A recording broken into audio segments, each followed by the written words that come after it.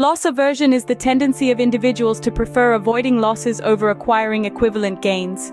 People tend to weigh potential losses more heavily than potential gains of the same magnitude, even when the outcomes are objectively the same. This bias is a key component of prospect theory, which offers an alternative to the traditional economic theory of rational decision-making.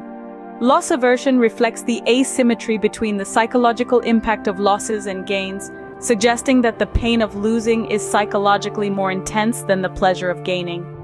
Loss aversion is often observed across a wide range of magnitudes, meaning that the aversion to losses persists regardless of the size of the potential gain or loss. Loss aversion is based on relative rather than absolute outcomes. Individuals evaluate outcomes based on changes from a reference point, such as their current status or expectations, rather than absolute levels.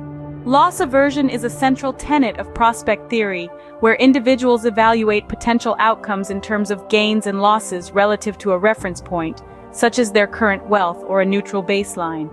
Loss aversion is related to the endowment effect, where individuals place a higher value on items they own compared to identical items they do not own. This attachment to possessions reinforces the aversion to potential losses. Investors may be more reluctant to sell a declining stock at a loss than to sell a rising stock at a gain, even if the potential financial outcome is the same in both cases. Consumers may be more likely to purchase extended warranties or insurance policies to protect against potential losses, even if the expected value of the protection is lower than the cost. Individuals may be more resistant to conceding in negotiations, fearing the loss of bargaining power or resources, even if the concessions are relatively minor. Understanding loss aversion can inform the design of policies and interventions aimed at influencing behavior, such as nudges to encourage savings or retirement planning. Framing choices in terms of potential gains rather than losses can help mitigate loss aversion by shifting individuals' reference points and altering their perceptions of risk.